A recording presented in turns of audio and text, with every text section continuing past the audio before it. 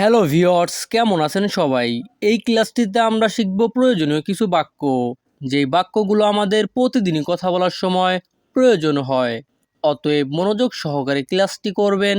চলুন তাহলে ক্লাসটি শুরু করি।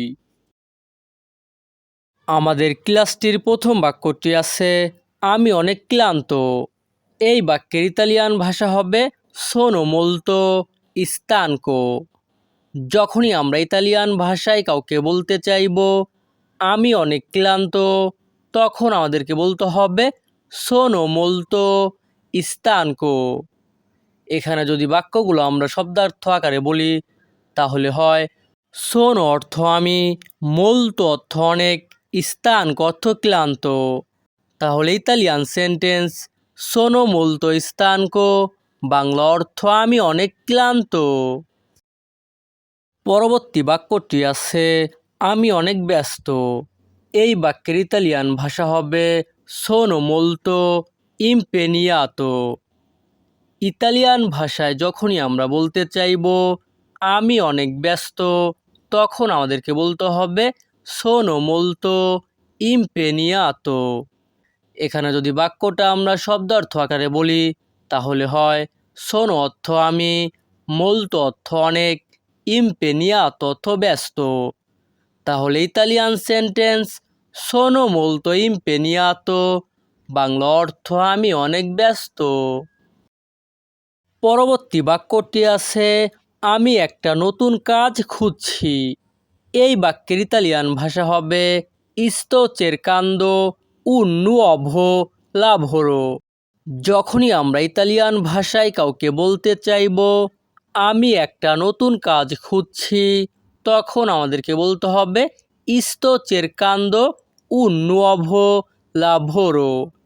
এখানে যদি বাক্যটা আমরা ভেঙে ভেঙে শব্দার্থ আকারে বলি তাহলে হয় sto অর্থ আমি, cercando অর্থ খুঁজছি, un nuovo অর্থ একটা নতুন, lavoro অর্থ কাজ।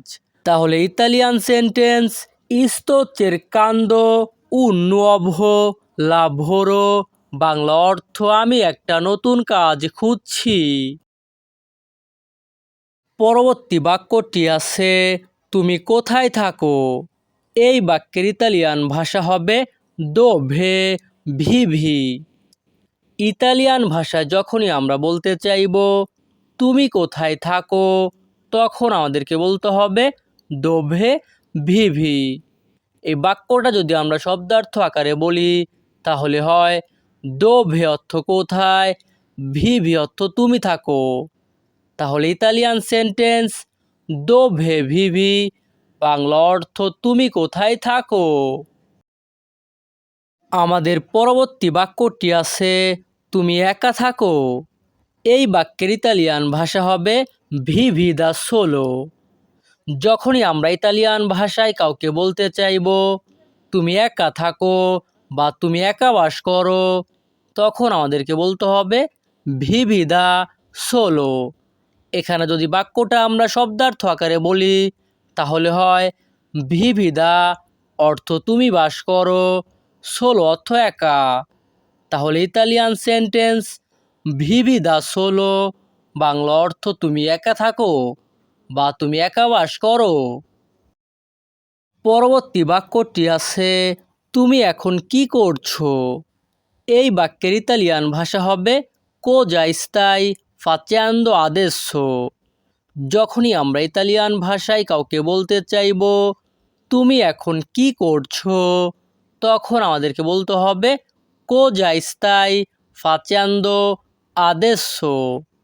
এখানে যদি বাক্যটা আমরা ভেঙে ভেঙে বলি তাহলে হয় কোজা স্তাই অর্থ তুমি কি, ফাচেন্দো অর্থ করছি।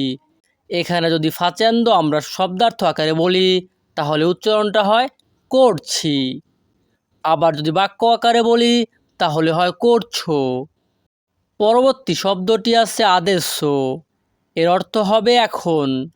তাহলে ইতালিয়ান সেন্টেন্স কোজা স্তাই ফাচেন্দো আদেsso, বাংলা অর্থ তুমি এখন কি করছো। পরবর্তী বাক্যটি আছে আমি জানি না। এই বাক্যের ইতালিয়ান ভাষা হবে নন লো সো। অথবা আপনারা বলতে পারেন নন ইও সো। আমরা যদি বাক্যটা ভেঙে ভেঙে বলি তাহলে হয় নন অর্থ না, লোস অর্থ আমি জানি।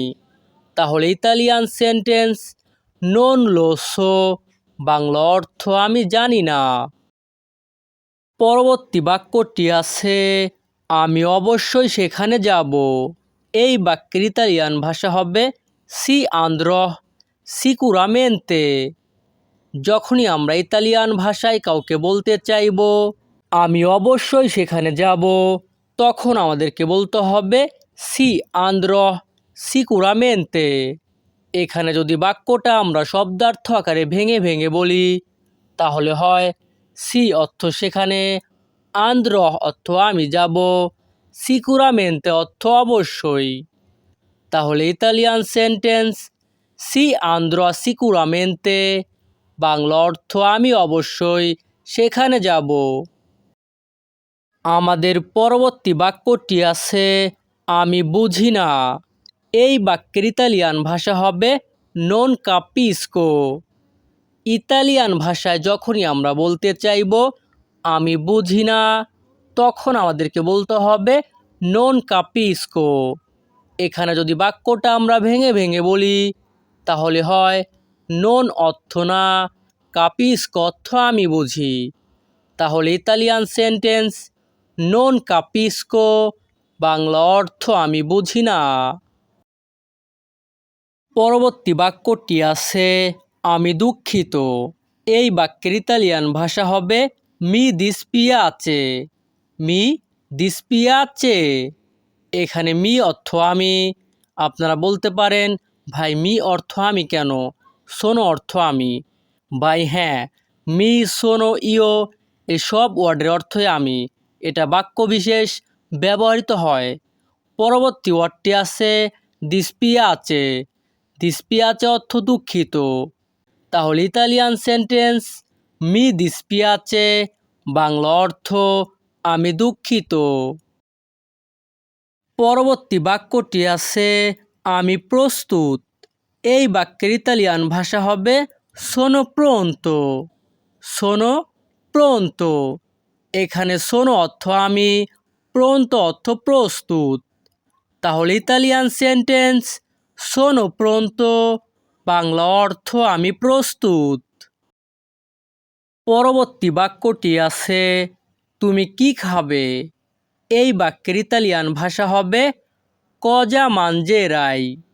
এখানে যদি বাক্যটা আমরা ভেঙে ভেঙে বলি তাহলে হয় কজা অর্থ কি, মানজেরাই অর্থ তুমি খাবে। তাহলে ইতালিয়ান সেন্টেন্স কজা মানজেরাই, বাংলা অর্থ তুমি কি খাবে। তো ভিউয়ার্স, আমাদের এই ক্লাসটি এখানেই শেষ। পরবর্তী ক্লাস আগে পেতে আমাদের চ্যানেলটি সাবস্ক্রাইব করে রাখবেন। ধন্যবাদ, ভালো থাকবেন, সুস্থ থাকবেন।